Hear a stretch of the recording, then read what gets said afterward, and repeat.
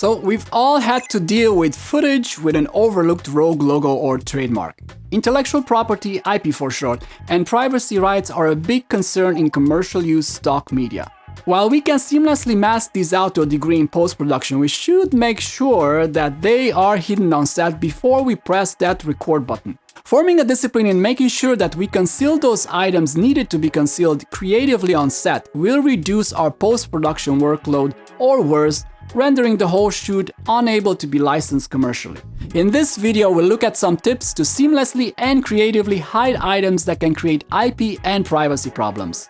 Needless to say that detailed and disciplined planning for a production that's intended for stock media and commercial end use should cover any visible issues that might slip into the frame, like any. It's much easier to do this in pre-production than trying to fix it in post, where we'll end up spending countless frustrating hours tracking and masking.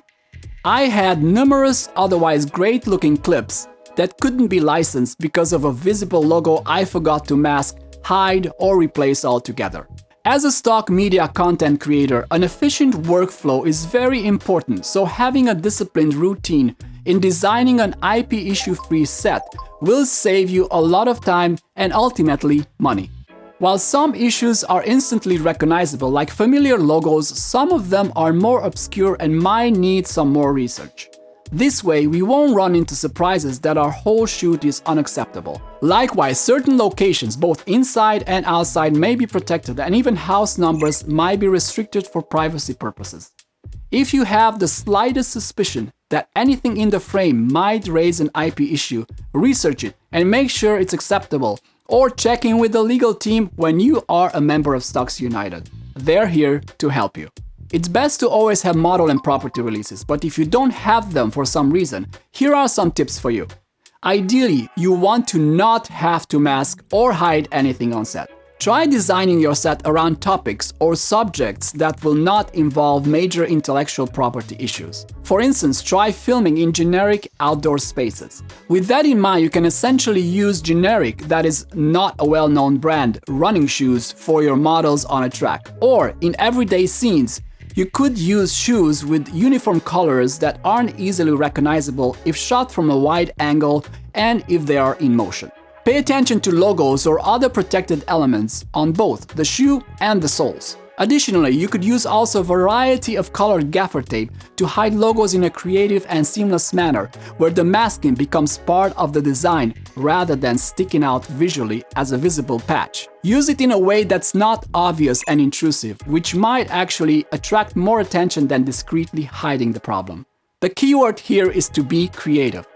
To cover a laptop or mobile device logo, instead of using tape or a sticker, try investing in a generic laptop skin free of any protected elements that will cover the whole unit.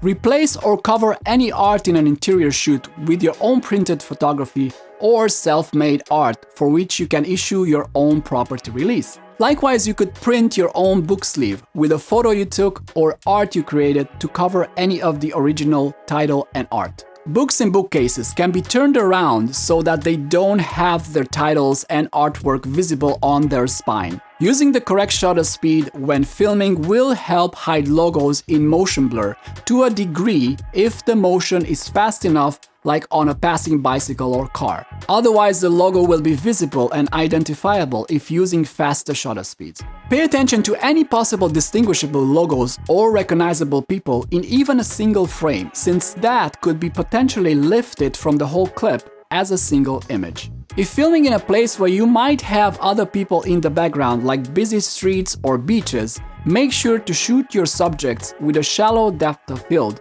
that renders anyone in the background unrecognizable. Likewise, think about what time of day people and cars are less present if filming in public places. Plan your framing angles and scene blocking in a way that hides protected IPs or unreleased people. Practice your shoot movement and preview it on screen to reveal any issues you might run into. Use certain objects in front of logos or other items to block them from being visible. Well, of course, these are only a few general tips among the many ideas you can use, explore, and develop further.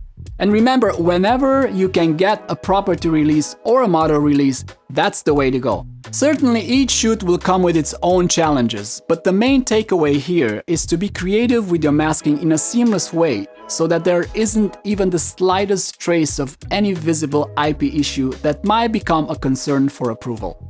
In the next episode, we'll deal with several ways to remove objects and masked problems in post-production. Leave a comment below if you have any masking tips to share. Please hit that like button if you enjoyed this episode, subscribe to our channel, and I'll see you in the next video.